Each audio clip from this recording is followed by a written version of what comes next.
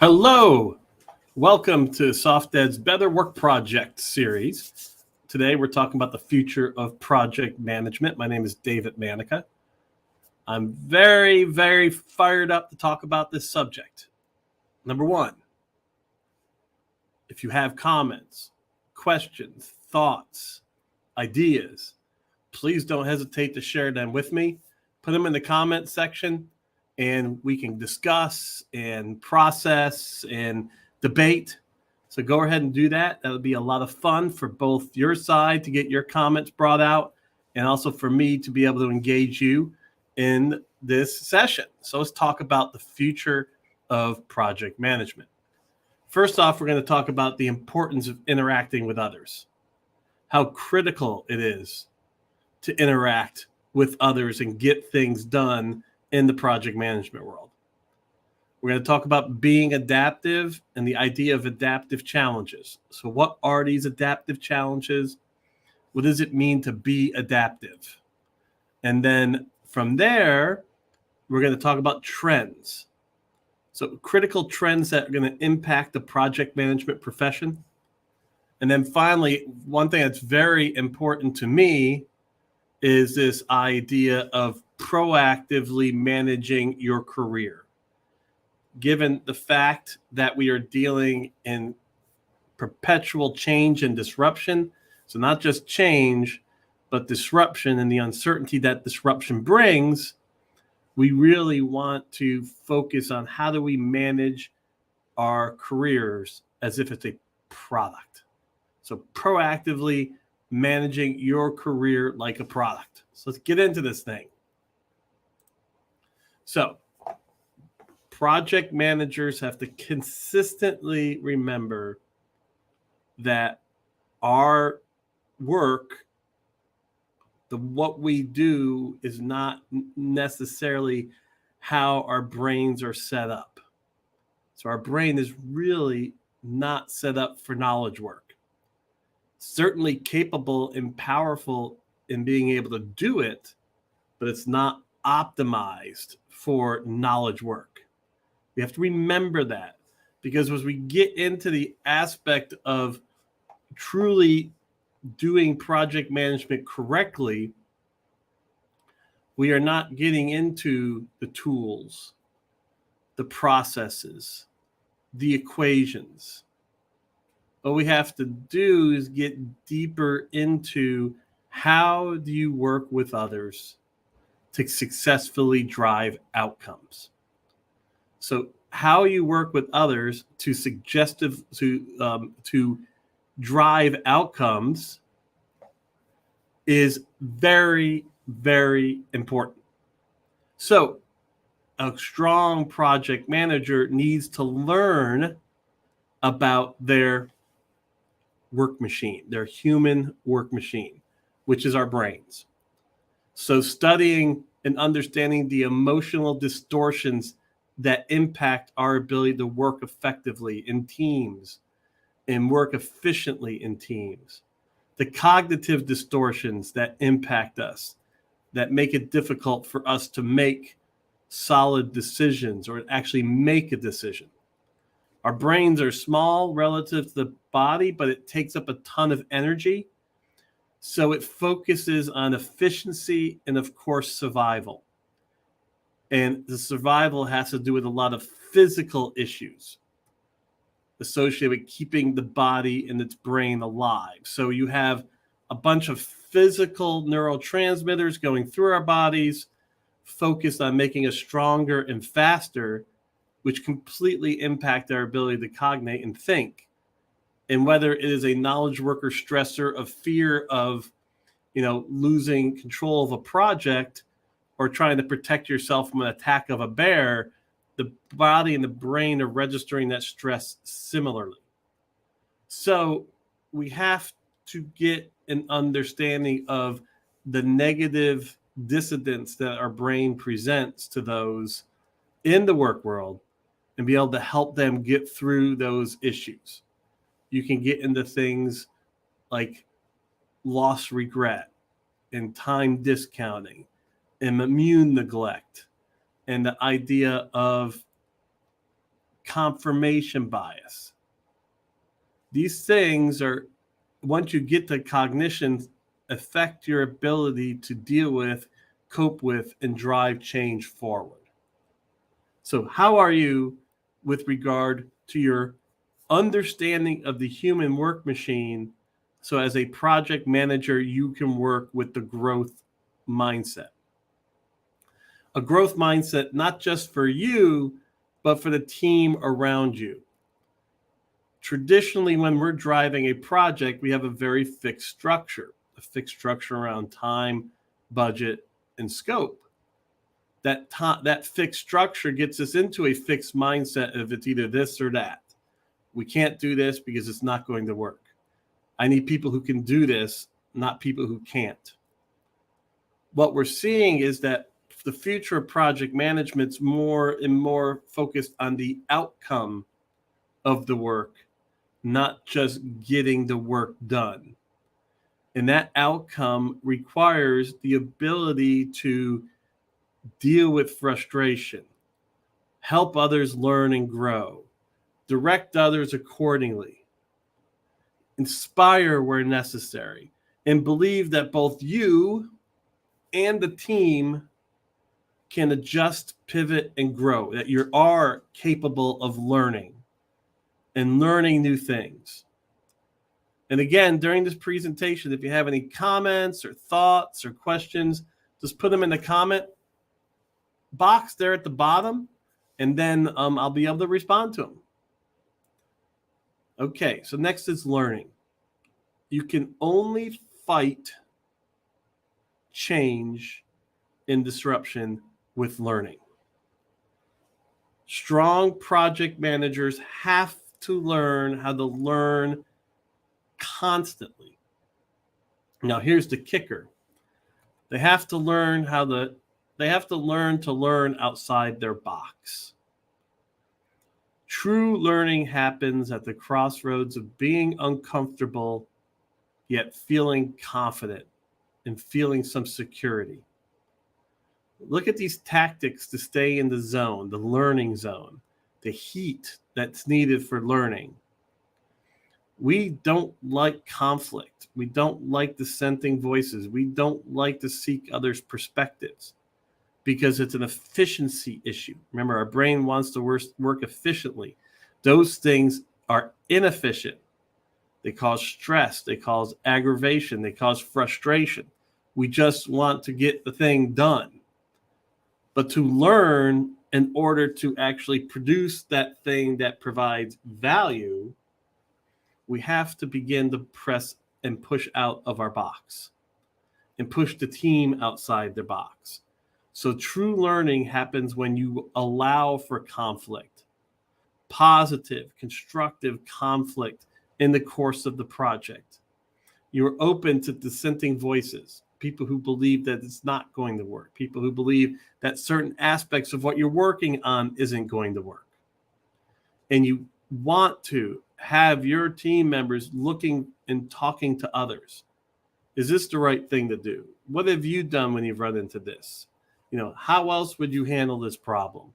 And you can even seek others' perspectives by going to trade association meetings or going to chapter trade association monthly meetings or going to conferences. The key here is understanding that to thrive and drive successful teams in change and uncertainty and disruption, constant learning needs to occur. And again, I'll reinforce that learning happens when you're pushing people to get outside their box, to break through of the barriers that hold them, the things that they are latched onto that may be bringing them down.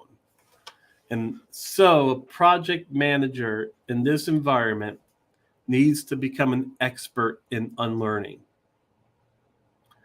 The book is called Unlearning, The Power of Unlearning, or Unlearning by Barry O'Reilly. It teaches and discusses how to effectively get rid of your experience in your skills that don't provide value any longer. That experience and those skills that actually impact your ability to be successful, impact your ability to grow, impact your ability to drive your team.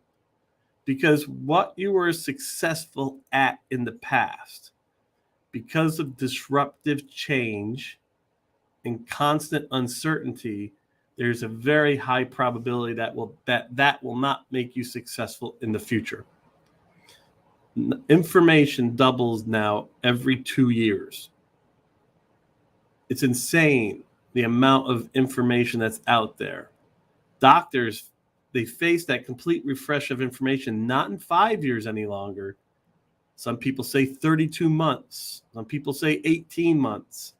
A complete refresh of the information available to them. How do they provide value is being able to unlearn the information that no longer provides solutions or provides inadequate solutions to their patients. So when you kind of boil down this idea of understanding your human work machine, which would then be able to get you more effective and productive when working in complex and complicated teams. So John, when you look at knowledge as cumulative, here's the skin you got to think about with knowledge as cumulative. It is until it doesn't become valuable because something's changed with regard to the value of the information you have. I can build a ton of information associated with voice over IP telephone systems, and I can have that information, but a lot of the information below is less valuable, or not even valuable anymore, because things have changed and caused that to be non-existent.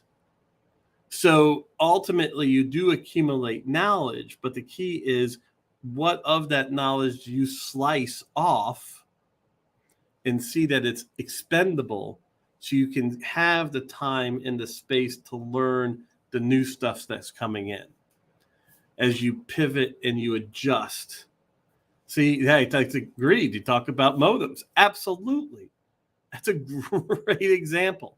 The problem is that the disruption of the modems going to V.90, then to DSL, then to optics, and then to satellite and cellular 5G, 6G, it's just happening faster and faster. So you have to keep dumping these things off. So you have to believe that that's the case, because ultimately the best project managers, when they're running their team, starts really building a strong skill set in psychology. And they understand psychology tied to the basics of economics, which is value and decision making, so that they can drive their teams better. And the big thing associated with psychology in today's environment is the idea of cognitive behavioral therapy. And strong project managers need to understand that the adage in cognitive behavioral therapy that your beliefs and your values drive your thoughts drive your feelings, and then your thoughts and feelings drive your actions. So as you're trying to make transformations occur, you can't just change the behaviors and the actions and the activities that go on out there. You have to first look at the beliefs to see if the beliefs can be congruent to where you're trying to go. This is why massive failures have occurred with certain agile transformations, and where mistakes happen in other transformations, whether it's a system transformation, a process transformation, because we don't get to that heart of the belief. And then in a lot of cases, you don't manage the belief across the life cycle of when you roll something out. But this is the human work machine element. So knowing how you operate, how your brain works, understanding how to learn and how to support your team in learning, to give them protected environments to push each other and to bring in other thoughts and bring in what I like to call the cognitive diversity, and then be able to support that team for some intellectual curiosity. And now on top of that, ultimately is understanding belief and its power to affect any type of action. That is fundamental in change management. Now, we have to look at project management from being adaptive. We have to understand that our problems are getting more and more difficult to see. Technical challenges that we know what the problem is, we know what the solution is, we see those, and they're still out there. And they can be run very successfully with a strong project management technique to output on time, on budget, and you fix the solution.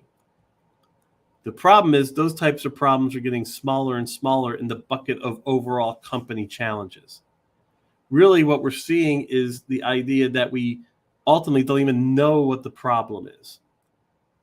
We can't, and we rush into trying to give a solution to that problem.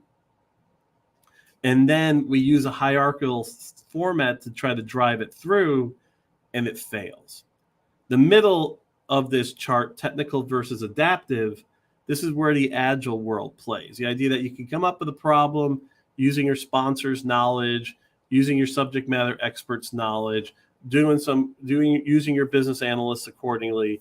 But then as you're building, you do have to adjust because of what disruption does even in that short period of time. So you need authority, within the concept of the product owner and the team. When you get to pure adaptive, these are problems that constantly come back. And I'll show, and I don't think I show you in this slide deck, but there is 7 or 8 things you want to look for to see if it's an adaptive problem. And have you learned enough before you go execute and try to solve it? And there's a lot of inefficiency here with duplicate work happening because you haven't come to the fundamental scenario. That is, if you understand the human work machine, you have knowledge and information, right? You have this knowledge and information. You understand how to learn. You realize ultimately that your adaptive challenges become belief issues, fundamental belief issues within the organization that haven't changed or haven't adapted or adjusted to meet where you're trying to go. And Ram, you walk right into a great comment, this idea of AI in project management. So we have to believe that AI is a tool of value. If you believe AI is a tool of value, you want to look at AI as the ability to get you more information with more fidelity that you can make even better decisions. That's one. AI can produce materials to allow you to have more time to think, to create, to look at new opportunities. My hope is that we start seeing that the human work machine isn't built for Henry Ford production line work. We want to automate that work and let the human work machine work on the whys and the wheres and the hows and what to do with it. What problems can we solve? Because in order to deal with adaptive, you have to always be front. You have to always be at the edge. You have to be at that edge of chaos so you can see and test what's going on. So AI gives us that time. AI gives us more fidelity in the information. That's how we have to think about it. It increases time because it does work that you don't have to do any longer, that you can utilize that information to be able to maybe build out a stronger change management plan, maybe to look at a problem that's been occurring in your organization and make a determination that it is an adaptive challenge. And then how do you work with the sponsors to reevaluate the project? And how do you work with leadership to reevaluate to say that, hey, we're missing the boat on what we're trying to solve here? So Ram, I hope that answers your question, but see it as a tool as a tool to increase your productivity and the productivity of the team. The tool provides additional content for you, brainstorming content for you, and it provides more fidelity of information to make better decisions. What I want to see project managers become more expert at is being able to see when it's an adaptive challenge. I also want, and I've talked to project managers out there, to get more and more comfortable with casualties. What we're ultimately trying to get to is we're trying to get to a understanding that if we can learn from natural systems how we can operate, we can deal with change and disruption better. So a lot of the new leadership structures and being adaptive, which is a big part of the PMBOK 7.0 actually, is how can we mimic our work systems to natural systems? And one of the ways that we want to look at that and understand that is that we have casualties. Natural systems have casualties. It's part of the process. So ultimately, what you want to get to is a comfort level in the fact that things are going to change. And it might ultimately impact you as well. So agreed, then this is Ram talking, agreed, does AI then take away some managerial responsibilities? Anything, you want to think about this, Ram, you want to be able to balance the scale of science versus art. And then you want to look at the scale of creation versus production. AI can continue to do science work, repetitive, things that have to happen consistently, things that before needed some thought associated with it. A perfect example of where AI is doing a great job is in looking for precedent for legal cases. It saves a ton of time by setting that AI system up to do that. So what AI is going to take away from is production, is science type things. Those same people, though, can spend more time thinking, more time looking at other options, more time testing those options, because AI is not going to solve the why question. It's not necessarily going to solve the how question. Not at least at this point in time, nor do I think at any point in time for the foreseeable future, because we don't have the processing speed for it. So it takes away jobs, but it takes away jobs that are production oriented and jobs that are about A, B, C, D, and science, not in the creative side of science, but in the process side of science. Just like calculators took away our ability to have to add and subtract. Just like the internet took away some elements of research techniques that we had to learn in the past. So when a project manager attacks adaptive leadership, they have to change the way they look at the world, taking a more 360 view of the overall impact of what they're doing, working politically when necessary to solve and deal with complex problems. Politics has a negative connotation in the current environment, but it's a very powerful thing. Its basis is about getting things done. Its basis is about moving forward. It's a basis about being able to make decisions and work in complicated systems.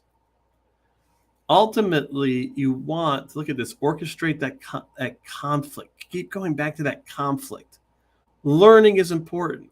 The way you learn is with conflict and different perspectives. So how do you manage that? Do you just get upset and say, stop talking, this is crazy? Do you put it in a time box? Do you incorporate it in the pace of work? Do you use AI to give the team more time to debate about what they're doing and why they're doing it? So this action map is something that you can look at if you dig deeper into adaptive leadership for a project manager. So next, project managers have to think in terms of product, not just the project. It doesn't mean the work of project management is not going away. It's a core element of the construct of getting things done.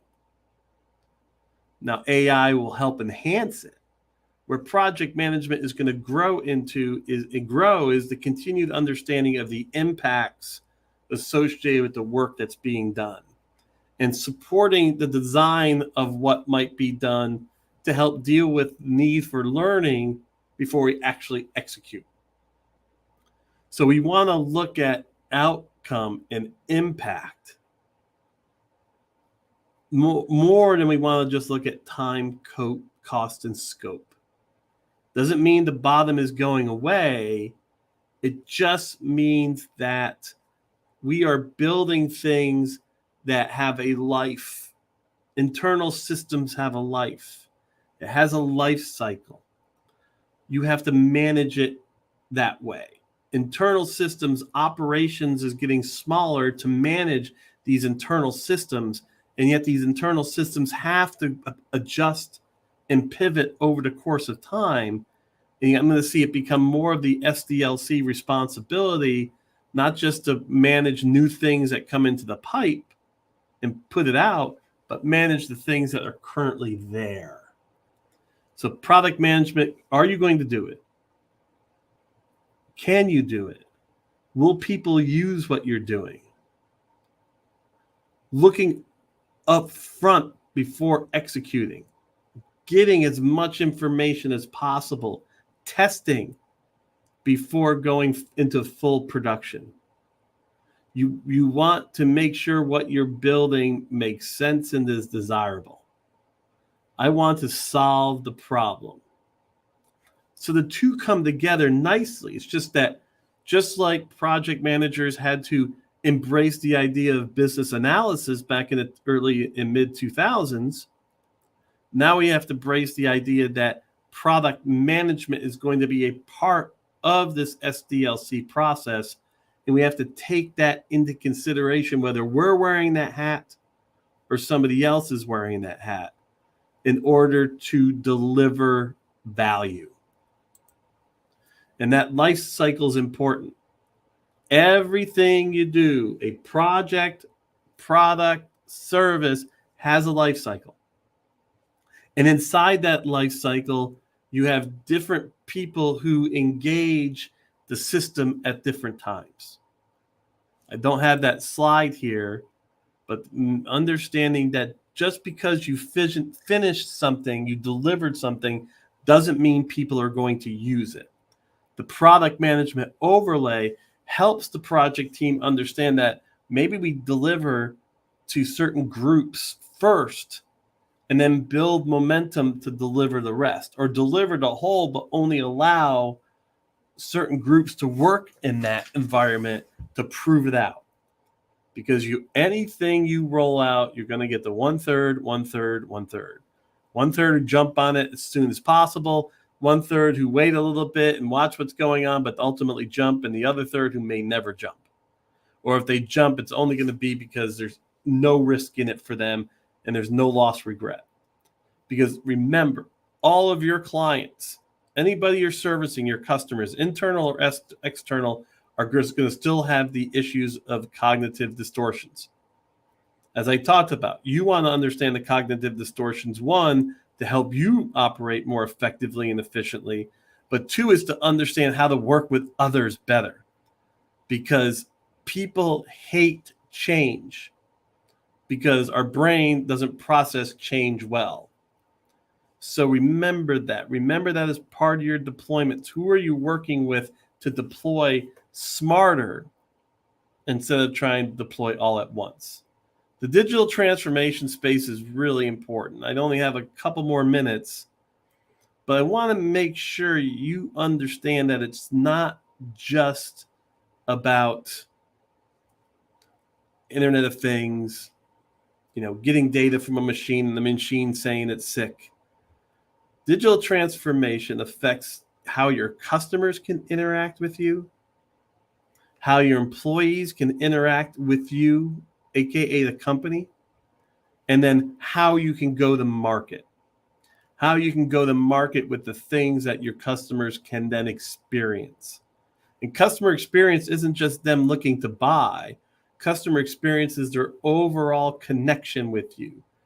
Break, fix, customer service.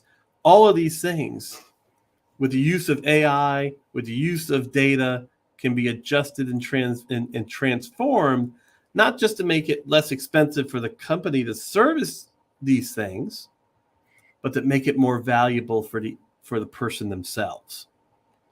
Because it's all about data. IoT, Internet of Things, brings data to us from very weird and strange places. We can also gather data from all different types of systems and pull that data together. We can pull it together to provide us insights and then make decisions. AI can do a really good job of pulling together a ton of information and producing cool insights for you with low amount of effort and energy. But you still have to make the decisions. Then you still have to go figure out what the next thing the AI system is going to be working on and what you can output because of that. And data is beautiful. Look at this. It just grows. The more it grows, the more valuable it is. The more it grows, the more fidelity that your AI systems can produce. And you can combine it. It gets more valuable when you combine it with other things. And that's where AI comes to play, when you can bring in multiple disparate pieces of information and output it. ChatGPT is just pulling a ton of information and then putting it into a valuable output. And all that data becomes extremely valuable because it produced something significantly different. That's the value that you have to be seeing and understanding. But ultimately, remember that the AI takes computing power. If you start talking about deep learning and neural networks, the computing power to do that, where you do less feature design and more learning of the systems, is just not there yet. We're at a machine learning environment right now, but systems are being able to learn faster and faster and deeper because there's more data, but they're not at that place where they can get to cognition. I mean, certainly the Turing test and some people's thoughts have been passed, but that's something else that we can get into altogether. But really, I'll end with protecting yourself. In change and disruption, you have to have a plan for your career throughout the totality of your career. I do a lot of career support for people, a lot of it for free. 99.5% of the time, it's a reactive situation, and there really is no plan.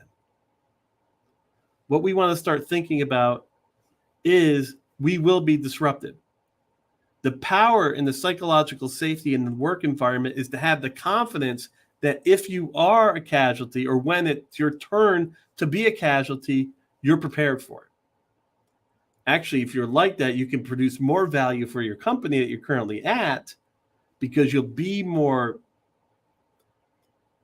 dissenting and provide more information and push things. But believe this, you will change jobs constantly, consistently. Big companies are great to work for, but they have net zero job growth. They just grow and cut off, grow and cut off. If you want to pivot industries, it will take time. And there are so many jobs open because of lack of skills. That's where the learning aspect comes in. So what you want to do as it relates to the future of project management and managing your career as a product is you want to look at belief and say, look at this slide, and then look at this slide. Some of the pain that unplanned casualty situations at work happen is brutal. And it hurts. Part of the 70% of the job search is mental, is getting over the fear, the anguish, the frustration, the lack of value you feel in yourself. That all drives inability to cognate positively during your career search. But see your career as a product. Where does it fit in an S-curve, a ferment, takeoff, cash cow? meaning that life cycle. Where does your career fit? Where does your industry fit? Just because project management is growing, if you're a project project manager in an industry that's dying, you have to make decisions. What are your value attributes as a professional? Who are the personas you're going to be going after? And I'll end it with this slide. Start thinking about career insurance, because the future of project management is constantly updating yourself to be prepared.